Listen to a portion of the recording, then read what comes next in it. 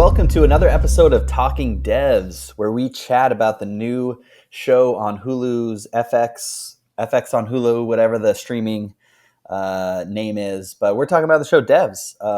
And my name is Scott, and I'm here with my co-host Jimmy.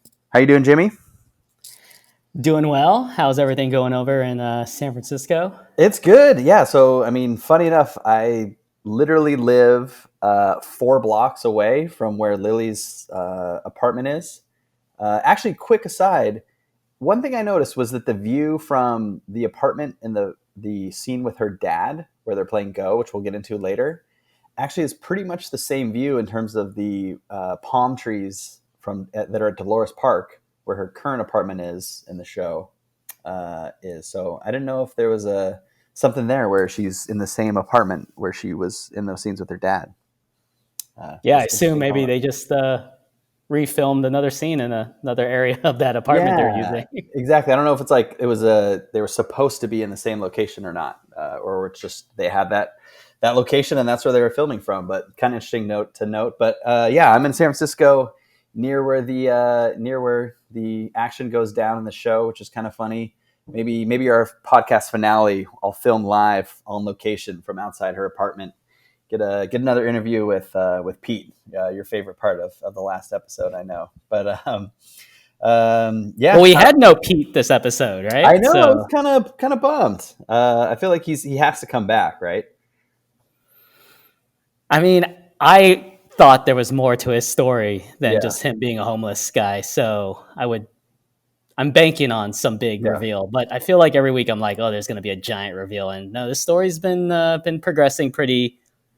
It hasn't been trying to pull anything over the viewer's eyes, I would say. So no, definitely, and I think we'll dive into the plot, and just generally wanted to thank folks for tuning in. We I think as of now have hundreds of listeners, which is kind of cool for just kicking off a podcast. This is our first time doing TV chat, so it's a lot of fun that folks are tuning in. I'd say we have hundreds of listeners now.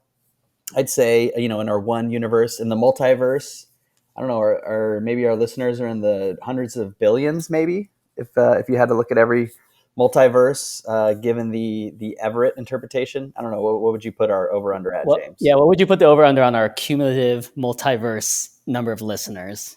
I'm going to say 643 billion would be my take there. I don't know. Okay. What do you think? But. You think Katie is watching us right now in our little computer algorithm? And well, it depends. It depends which Katie, right? Is it the Katie who stormed out of the classroom and started crying, or is it the Katie who got confronted by Forrest? I think we'll have to dive into that scene. But well, let's get into it. Let's dive in. Yeah, I think last episode where we tried to cover 4 episodes in one, we couldn't really dive into the plot super in depth. But I think this episode we'll kind of walk through and just all of the kind of interesting topics will kind of come up. But the episode kicks off with Lily in the hospital with flowers.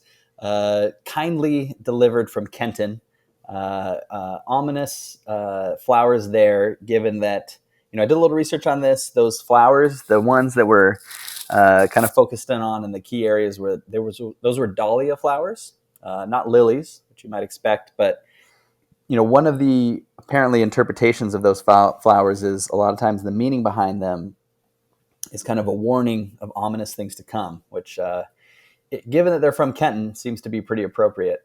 But apparently Lily's still in the mental hospital after being committed, and then we get some interesting flashbacks where diving into the multiverse was zooming in on Lily's apartment.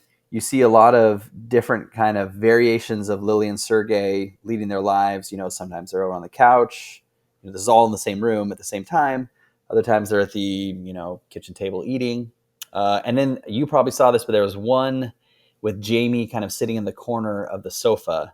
I'd be curious to hear your interpretation of that scene, because I had my own and it changed after I did a little more research. But. Well, I do want to back up real quick before we start discussing this episode as a whole. And it's the question of whether this whole episode is viewed through the lens of Katie or not. Because obviously we have all these scene transitions where it looks like she's watching it on her scene. So I think before we start to discuss whether something happened or not, or if it's in another universe, we need to kind of figure out if what the show is telling us is that this is all through the lens of Katie, or not. That's a great point. I think, I mean, given how many times they show her kind of in that observational state where she's kind of looking into the system, I'd have to say almost everything is pretty much her watching it, right? Like, definitely all the scenes with Lily in her past, and then even it seems some of the future ones we'll get into. But what do you think? Yeah, I agree with you. But then it brings in the question, like, is this like just an unreliable narrator, or are we just to assume everything that we're shown is at face value? It's a good question. I mean, obviously, we'll get into kind of the multiverse theorem and like who knows which timeline they're on. Like, just for my own sanity's sake, I'm going to kind of assume all of this stuff has happened or will happen in this universe, other than kind of the specific scenes we'll talk about where you literally see several different kind of timelines or multiverses. But I think, yeah, I'm just going to assume that kind of everything is that we see in a singular instance did actually happen or will happen. Okay, fair enough. It's a really good point though, because a lot of the episode is framed around Katie. You know, kind of this. They zoom in on her face in her voyeuristic state of kind of peeking into the past or the future, which I think is important, right? Yeah, we'll get into some of the scenes with Katie and Forrest later, but that's a really good point.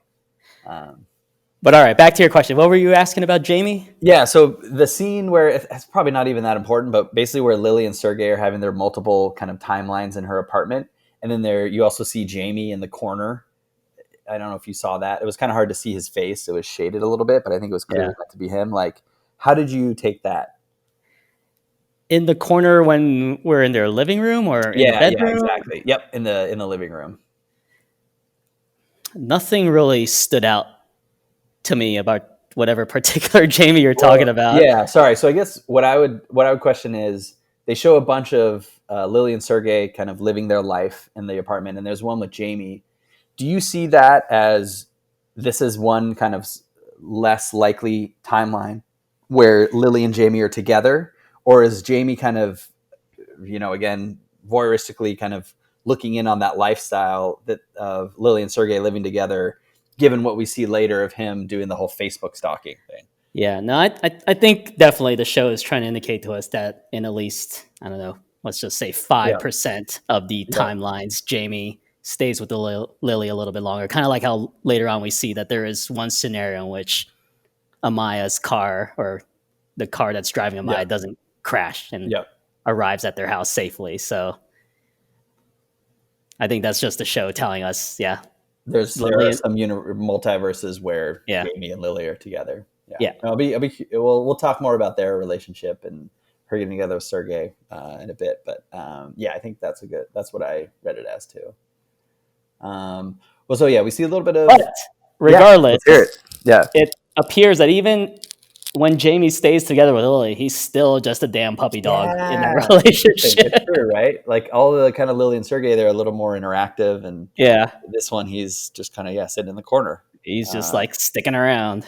Exactly. And speaking of a puppy dog, the next scene is Kenton has Jamie in a bathtub, which is where we left the episode 4 off of. And Kenton has him trapped in the bathtub, does a lot of kind of grilling of him, talked about how he used to work in the CIA in Hong Kong, and does this whole Tiananmen Square speech talking about how he was the tank in this case, and stopping the cascading possibilities of Jamie, potentially reaching out and trying to help Lily. Obviously, the quote, as they called him, the cascading possibilities, a pretty big nod to all the different multiverses that we'll get into discussion-wise later. And Kenton called Jamie a puppy dog in the bathtub, and then to really show that he means business, snaps Jamie's finger. But you have anything on that scene that you found? I'm just wondering why he didn't just straight up kill him. I mean, He's already shown he's okay with eliminating others that may get in the way of whatever's happening at a mile, as evidenced by him killing the Russian spy and Sergei. So I really don't see any reason for him to let Jamie live in this particular incident. That seems fair. I'm with you, especially, and I think we'll get in this conversation later, but the kind of very frank conversation that he has with Forrest and Katie later on was interesting. But yeah, I mean, it seems like, if you're going to try and eliminate a lot of the suspicion, but I guess then it's like, if Sergei dies, Jamie dies, and Lily maybe dies, like that's a big body count, and you might actually have some splaining to do at that point, right? So maybe I can see where he saw Jamie as being such a puppy dog that he could kind of control him. Yeah. But it's totally a fair point. Probably maybe a safer move to just kill him. But why didn't Kenton just give Jamie a vase of dahlias as well? I mean, that might have done the trick. It might have scared him enough. But yeah, it was a good scene. You just get, Kenton already, you see him as a creepy guy. But interesting scene with Jamie. You kind of see him at his lowest, and as we see later, he starts to get a little more confidence, and maybe he'll be the hero of the show. We'll find out. Yeah. And poor Jamie, he just last episode cleaned his place to. Oh, that's right. Now there's blood on the toilet, and everything's knocked awry. So, well, we'll see. I think he's got a good shot with Lily. We'll discuss later. All right. So then we go forward or backward, if you will, to Lily and her dad in that apartment playing a game of Go. And I thought it was a pretty interesting scene where, she clearly makes a good move on her dad, and he's proud of her and talks about how she's 3 steps ahead. And he kind of grills her about that, or digs into that with her. And it turns out she wasn't necessarily thinking 3 steps ahead. She just made that move because it, quote, felt strong.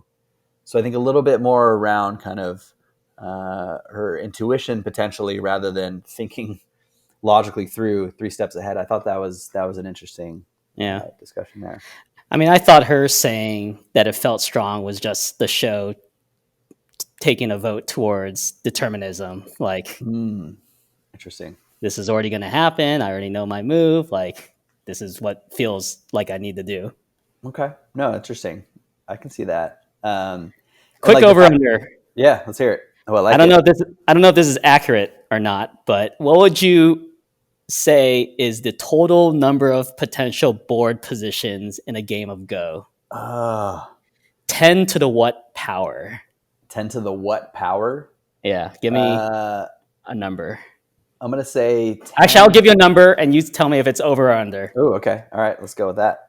10 to the 150th power. What? Jesus. So isn't a Google 10 to the 100th power? Is that right? Yeah, and I forget what that's called. What's that? That's a Google? Yeah, the thing I just said. Yeah. Okay. Okay, so this is many more Googles than a Google. I'm just gonna go over because it'd be kind of lame if we're under. According to Wikipedia, there's 10 to the 172th second board. Okay. Yeah. Wow. 10 to the 172 board positions. That's in a game of Go. So, yeah. And it makes sense that they did Go because I don't know what it was, a couple years ago. There was DeepMind had their Alpha Go system.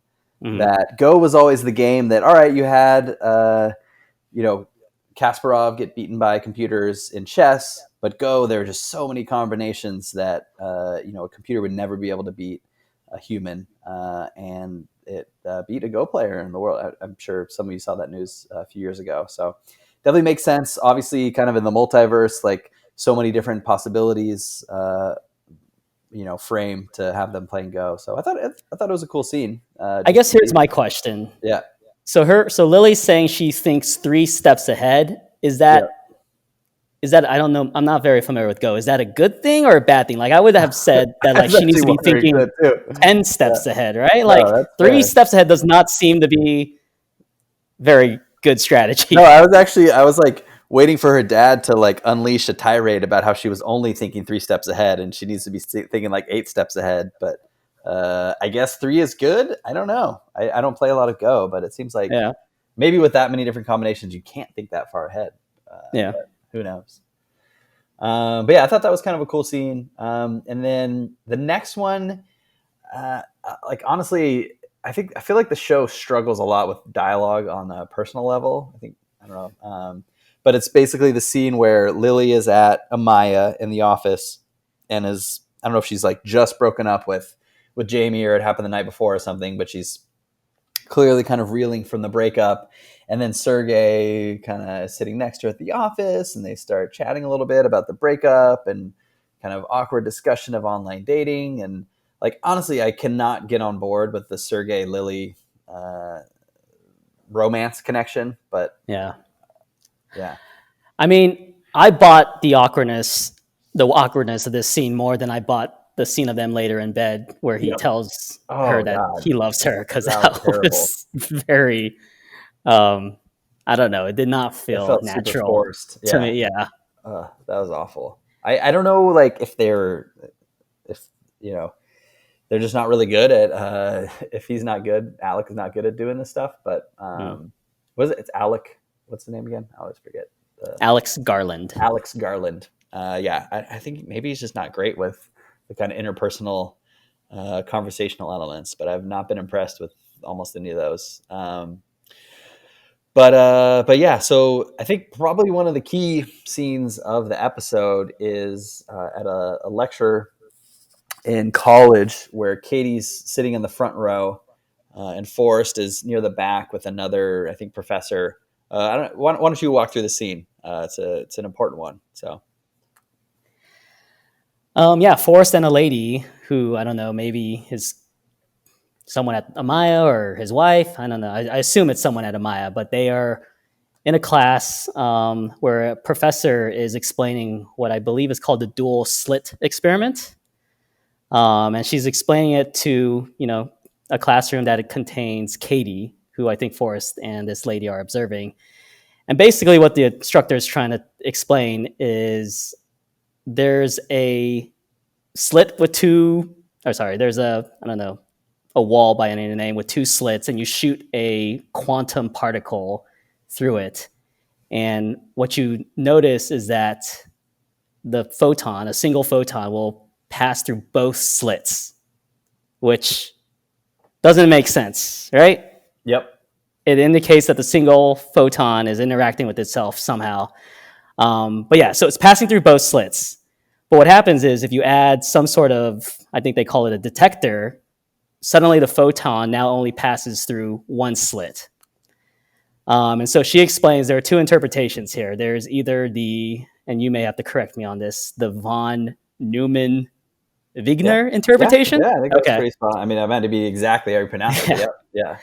But basically, that interpretation says that adding human consciousness basically modifies the behavior of the photon. So the moment you add some sort of observation, the photon changes its behavior.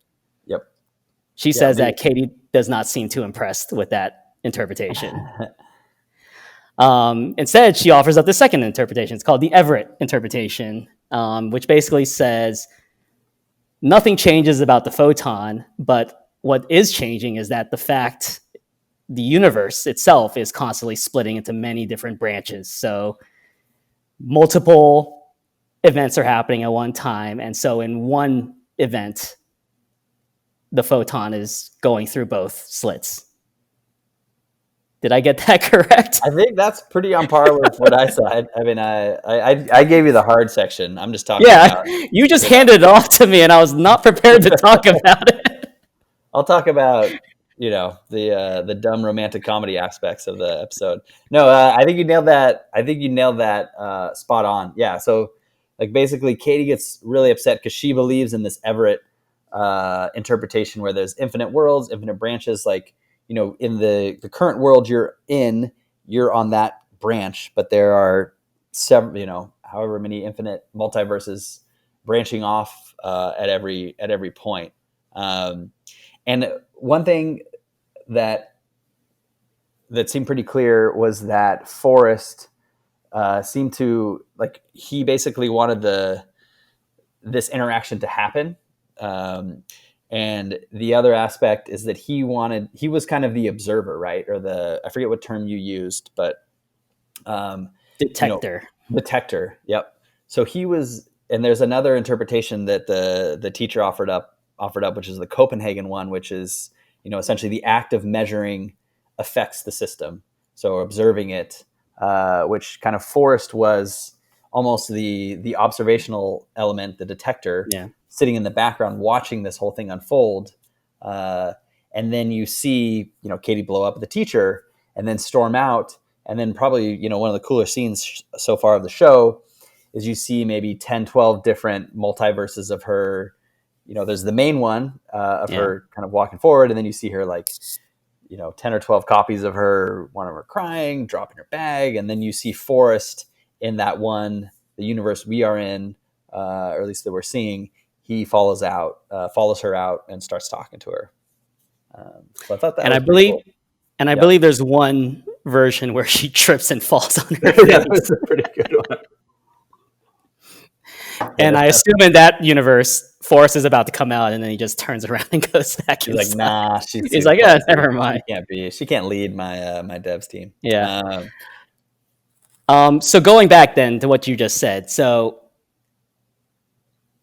are you saying if Forrest wasn't in that classroom and he wasn't the detector observing Katie, some other outcome would have occurred? I think 100%. Yeah. Okay.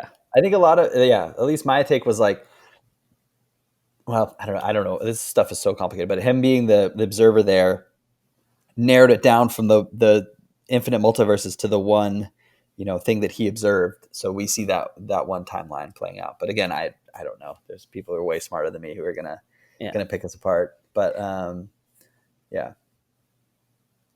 On a less complicated note, is the lady that was with him, is she important at all? Is there a reason she was there? I don't know. That's a great point, because I don't see any clear reason why she was there. But that was interesting. Oh, you know what? Who that was? Now I have my theory. Remember Forrest? So this is the other kind of key element of the scene when Forrest sees her. Hey, I think you're great. I'll pay your college. You're running out of money. Can't afford it. Work at my company. My guess is the lady who he's with was the professor who he said when he talked to Katie thought she was great. That's my theory. Got it. Okay. But I don't know for sure. That'd just be my take. Yeah. Also, originally I had this as a nitpick, which I've now backtracked on. But when she was like, "Who are you?" I was like, shouldn't she know the head of this, presumably like Google-like company in the Silicon Valley? Like, Forrest is heading up this multi-billion-dollar tech company, and she doesn't know who he is. Like, I thought initially that was like kind of a weird thing for her to not know who Forrest was. But as I think about it, I was like, who knows? Like, maybe the company was in its early stages, hadn't hired Katie yet and hadn't really done its devs project yet. Yeah, because he, in the scene we'll see later where the Amaya scene, like he was still a professor, right? I think he talked about grading papers. So, I mean, he probably was at this point involved with the company, right? But yeah, that's a good point. But also, like, I don't know, if you saw like Sergey from Google on the street, would you like definitely recognize him? I mean, granted, Forrest does probably have a little more of a recognizable face given his beard and hair and everything. But yeah, I don't know. Plus, I don't know if this is in the show's universe, but I think this university she's at is in the United Kingdom, so presumably she wouldn't. She wouldn't know who a billionaire CEO tech.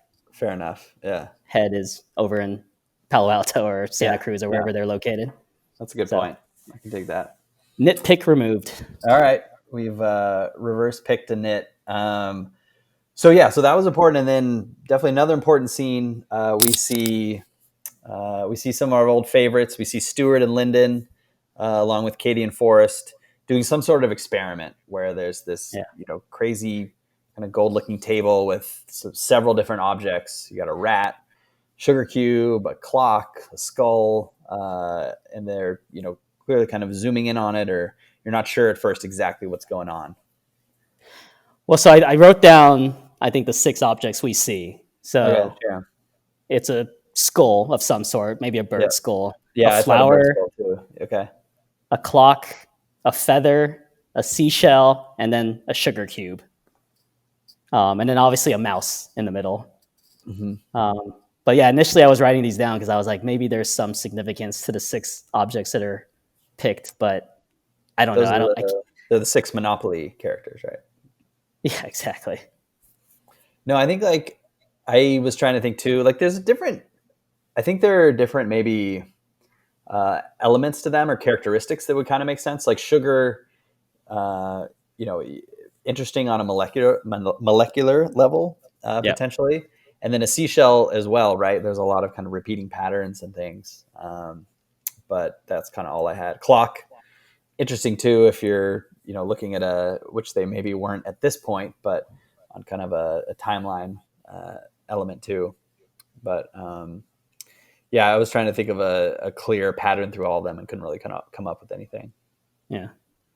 But then, so what we see in the scene, which was clearly in the past, given Lyndon still worked there, you see them zooming in on like a atomic, probably even subatomic level, looking at all these different elements. I forget the one that they were looking at when the kind of revelation appeared, which one it was, if you remember. But they were able to zoom in, and kind of recreate it much better than they thought they were.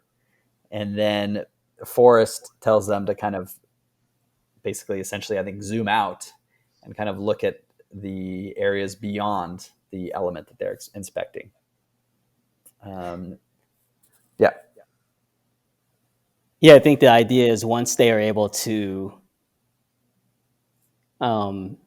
rebuild one individual item on a molecular level, then I think he uses the word extrapolate, then they are able to build the world around that individual item. Yep. Exactly. And that's what they do. They kind of pull out, extrapolate, and they get beyond the field of just the item itself and the kind of measuring field. And then you see the pretty cool scene of like Forrest's face being rebuilt. So it was a pretty cool scene. And that's like clearly kind of when things clicked, right? And they knew they had something there. I don't even know if they really knew what they had at that point. But yeah, that was a great scene. And then another one where a very intense scene where you see you see Forrest sitting on the porch, and like I took notes, like calling out how I took notes, but I wrote down like 10 seconds before it happened, I was like, this is where Amaya dies, because I was pretty sure that this is going to be where Amaya died. Felt that way. But yeah, you see Forrest sitting on the porch, gets a call from his wife. They forgot the milk at the store or something like that. And then really tragically, they get in this, his wife and his daughter, Amaya, get in a car crash half a block from his house, and Forrest sees it. And really, really kind of brutal, emotional scene. I thought acted very well by Nick Offerman. Yeah.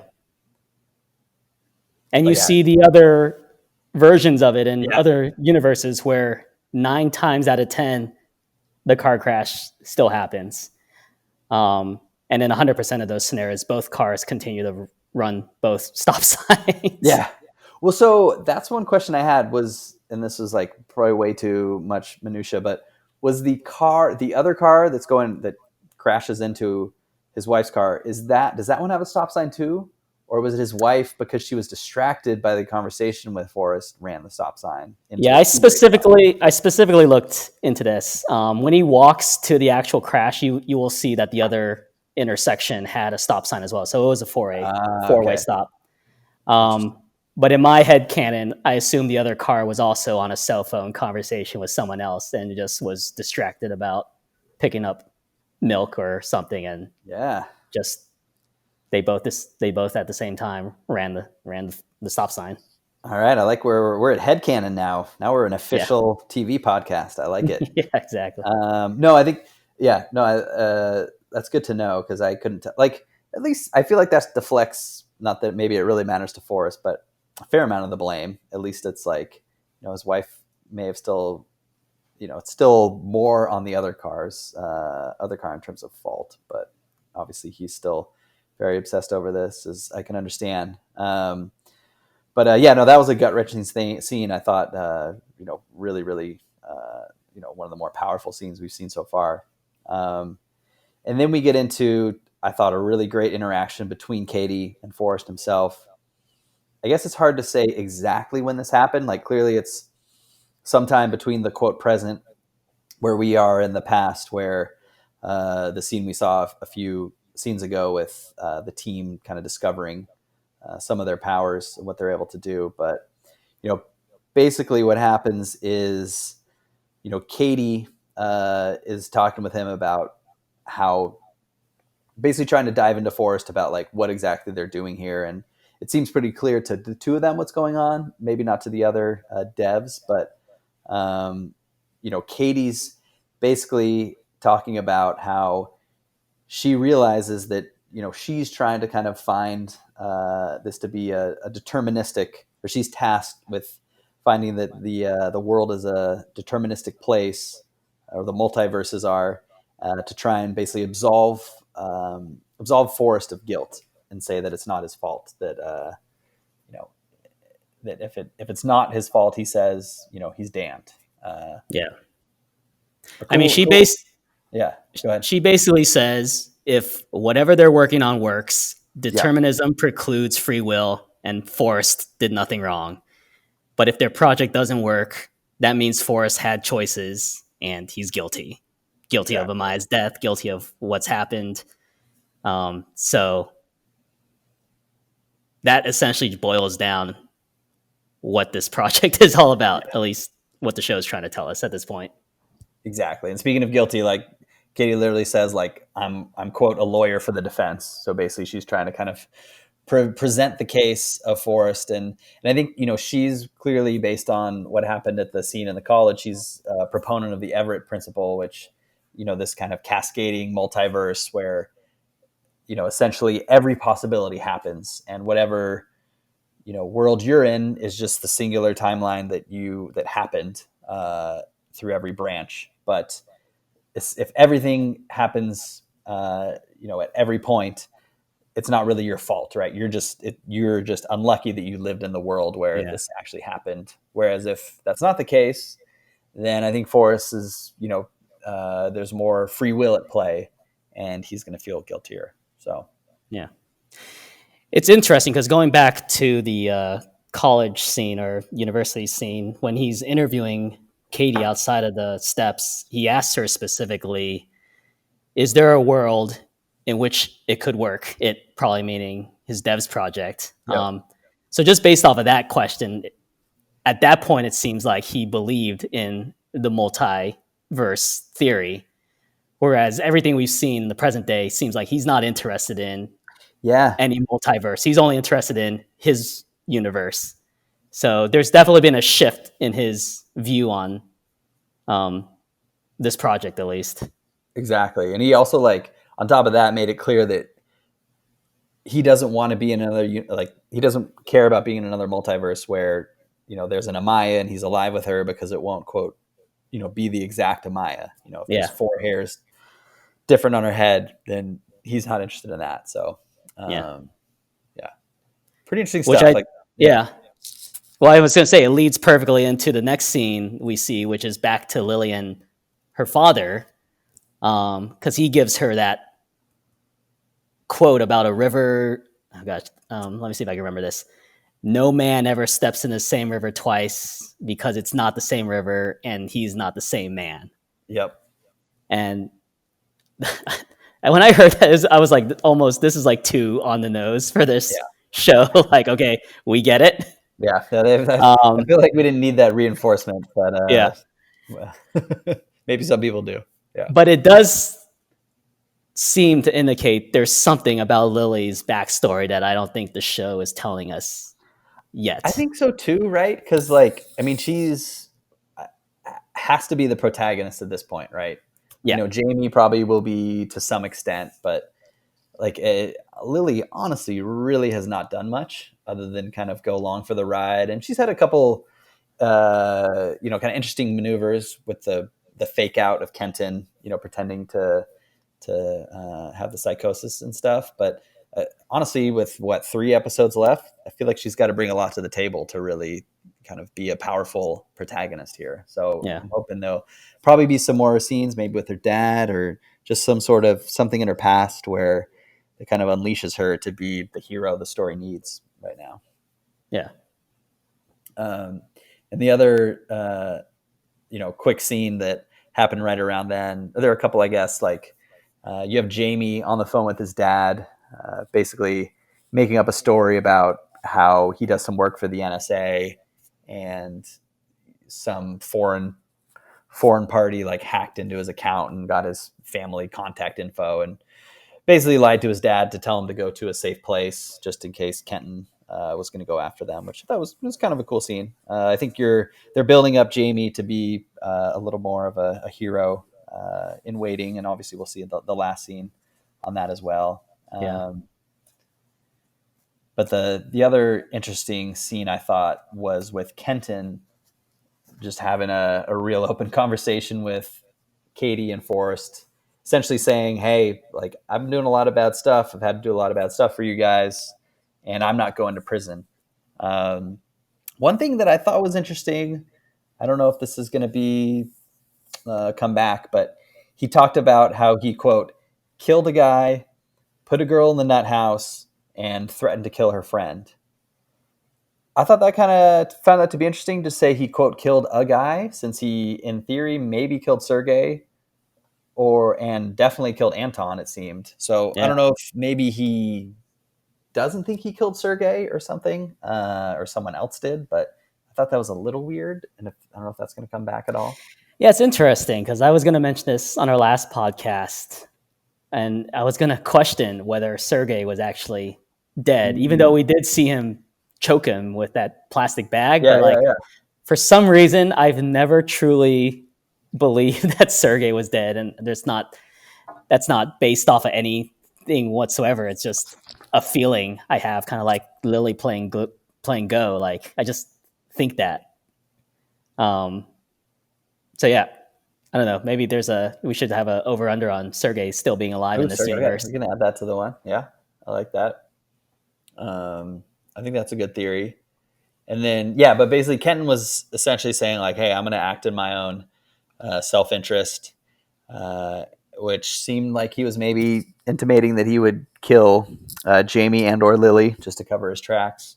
Yeah. And then, interestingly, Katie, there's this kind of weird scene where Katie was like, hey, it's not in your, quote, in your power to kill Lily, which I think Kenton took offense to, thinking that Katie didn't think he had the balls to kill Lily, which, you know, clearly he does, given what some of the things he's done. But the way that Katie seemed very insistent on it seemed to be maybe like she was using her ability just to look into the future, as we will see.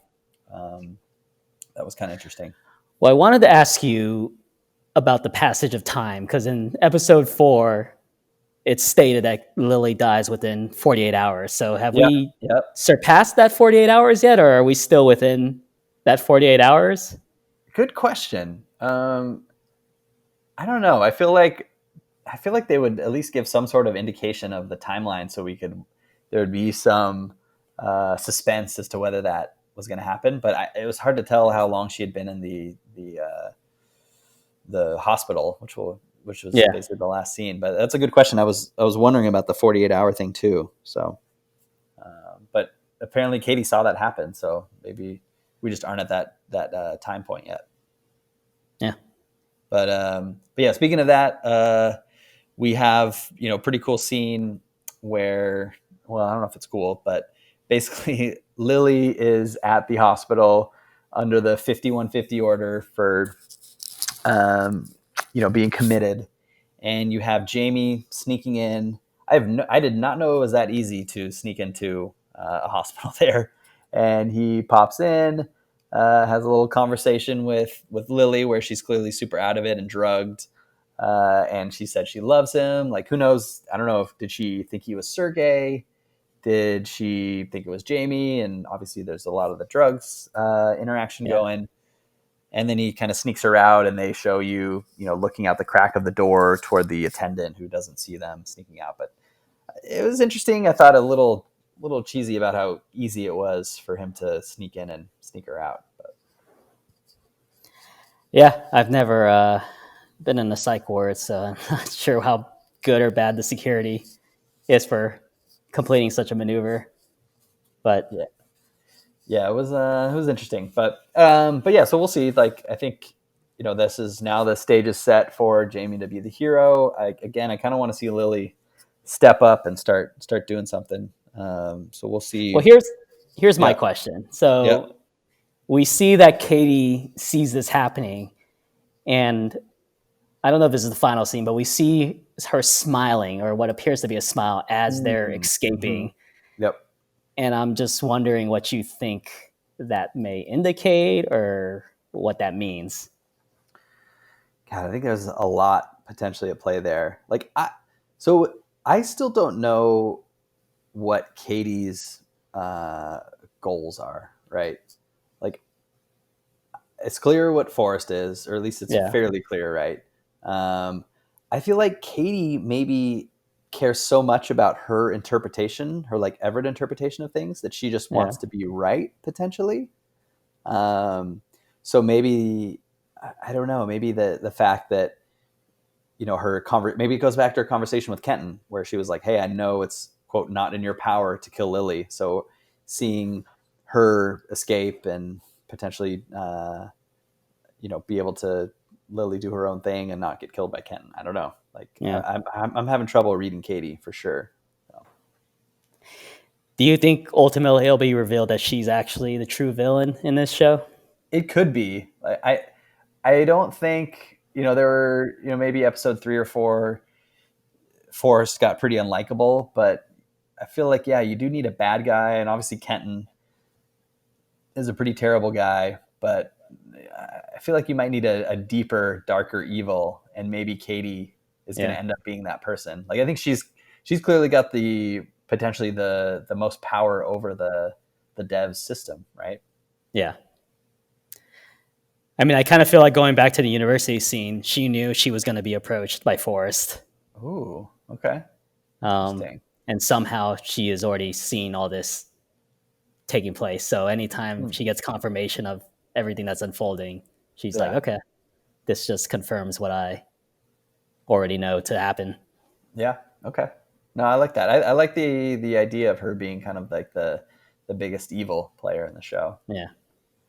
All right, let's do a few over unders. We'll carry on this segment. Ooh, all right. So the first one is Jamie killing Kenton. Over under at episode 8, 17 minutes in. And if he doesn't kill Kenton, then the over wins. So will he kill Kenton before 17 minutes into the last episode? Okay. Well, I feel like out of all the characters left, the one that has the highest probability of being killed is Kenton. Mm-hmm. And you're asking me if that death happens by Jamie's hands. Yes. I mean, that has to be the most satisfying. I mean, I would only say yes because there's got to be some way to redeem Jamie's puppy doggedness, and this would be a good way to do it.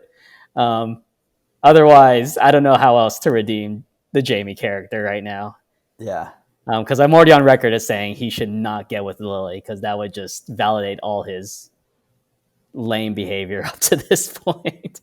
Yeah, I think it's almost like he has to demonstrate him kind of graduating from that puppy dog, and not him begging to get back with Lily. It's like Lily has to kind of want him back. Yeah. Okay, so you're saying, but it's not if it will happen or not. It's will it happen before 17 minutes into the last episode, since it's over under. Yes, it's going to happen in episode 7, at the end of episode 7. Okay, I like that. All right, so you're going under. Yeah, under. All right, next one.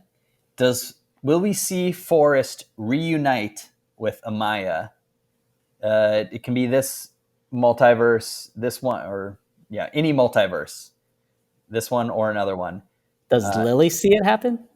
I don't know if it matters. Basically, just do we see Forrest do we see reuniting with Amaya? I'm going to say episode 8, 31 minutes over under. So over, pick over if you don't think it happens. Under 31 minutes into the last episode. Over. Yeah. Okay. We never see. We never see it. Okay. Amaya in a realistic setting.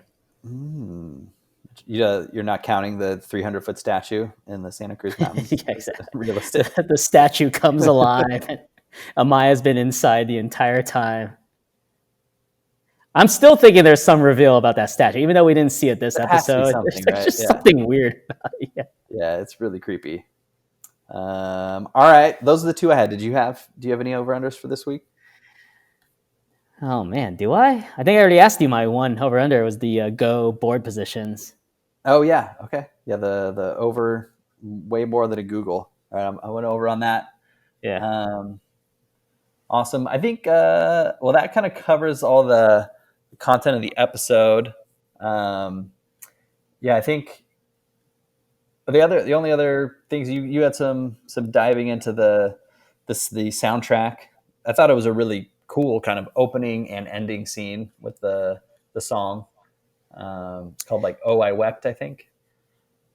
Yeah, they use the song "Oh I Wept" by the band Free, which I was like, oh, I'm gonna look into the lyrics and see if there's any deeper meaning behind the song, and I couldn't find anything that really kind of related to the topics that the show is bringing up. So I just figured, okay, they're just using a song that just works well thematically. But you mentioned in the credits that there was something audio-wise that happened near the end, and I didn't hear it. I didn't stick around that long, so maybe you could talk about it a little bit more.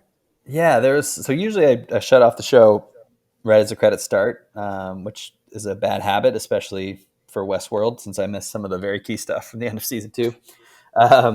But I went back and watched it, and there's some really creepy kind of chanting a cappella, like guttural sounds the last like minute of the credits, which I don't know if I'd encourage you to go back and listen to it, but if you do, it's very creepy. I didn't hear it, so could you just give me an example of what it sounded like? All right, let's see here. I think it's like, oh no, I can't even do that. No, this is too. I mean, we have hundreds of listeners now, so I can't risk embarrassing myself more than we already have. Maybe next episode when I have more than 2 glasses of whiskey. But it was like throat singing essentially. Yeah, it was very very guttural, very creepy and weird. I don't know what that. There's probably some deeper meaning to that, but I am not sure exactly what it was. Okay. Which I'm sure people tune in to listen to us talk about how we don't know what things are, but it's great potting right here. But maybe that'll come back in, or I'm sure there's some interesting reason they chose to do that. I do have one question, and I wasn't paying too close attention, but maybe you know better. But when in that scene where they have the dead rat, dead mouse, and the 6 objects surrounding it, does the mouse come back alive? Yeah, actually, I had notes on that too. It does in some multiverse, right? You see it kind of start. That's what I expected to happen, was to see it pop up and run around like in our world. At first, I was like, "Oh, is this how they bring Amaya back to life?" But it doesn't seem like that's what they're going for. But you do see the mouse in some dimension pop up and move around. So I wasn't sure. But in their dimension, or it's like I was confused. Like, are they bringing it back to life, or are they just showing that it's not dead in another universe? Because like, if you're talking about being able to now replicate something and give life to it, that's a totally separate discussion than everything the show has brought forth so far in terms of just like multiverses and determinism and whatnot. The fact that now you're talking about like raising the dead, that's a whole nother project that we haven't discussed. Yeah, no, that's a fair point. When that came up, I was like, and it seems like it would be weird if they didn't kind of, or at least we haven't seen them proceed down that path since they made that discovery. That maybe they are. It's just kind of a separate arc, but and maybe, I don't know, maybe that's a little bit of why they chose to zoom in on Jesus during the scene a couple episodes ago in terms of bringing someone back to life. But also, especially since last episode 4, it begins with a more charred state of this mouse, right? So we still haven't seen why that mouse turned into that state, I guess. Because here we still see it's got its skin on it. It's just dead. But last episode we saw it kind of just like, I don't know, broken apart. Yeah. Maybe they bring Sergey back to life. Who knows? Yeah.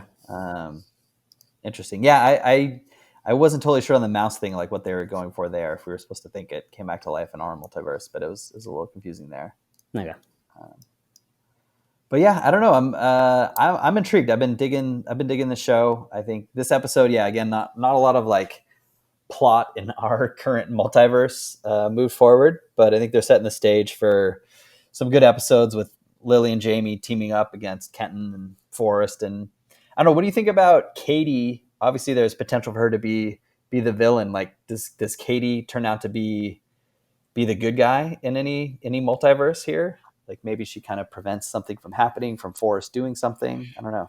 Yeah, but it's just like we haven't learned enough about her backstory to care like what she ultimately does or prevents or accomplishes, right?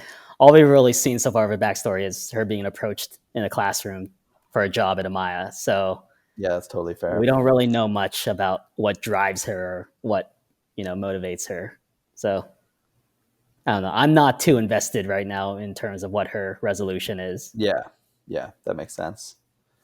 But yeah, no, I'm excited for the rest of the show. So this is episode 5. We've got 3 more. Definitely curious to see how things play out. Anything else you wanted to call out before we sign off? I don't think so. I think we covered everything I wanted to talk about. All right, I think we got it under an hour. We're a little tighter this week, so I guess we only had one episode to talk about. But yeah, no. Thanks, Jimmy. Appreciate you joining. Thanks to everyone for tuning in. Our hundreds of listeners. Definitely subscribe and download our show. And it's been a lot of fun, and we're stoked to see how things play out next week. We'll definitely be back and try and get an episode up not too long after the show posts. Yeah, and if anyone is still listening, if you want to email us with a question, comment, or suggestion, you can email us at talkingdevs@gmail.com. That still exists. AMC hasn't come knocking on our door with a trademark infringement or anything. Or you can call us and leave a voicemail at 818-860-0421. So yes, please reach out. We're lonely. We want to talk to you guys. I know, we're isolated. We're shelter in place. So definitely looking for some folks to call in. But yeah, this is awesome. Thanks, Jimmy, for joining. And we will catch you guys next week.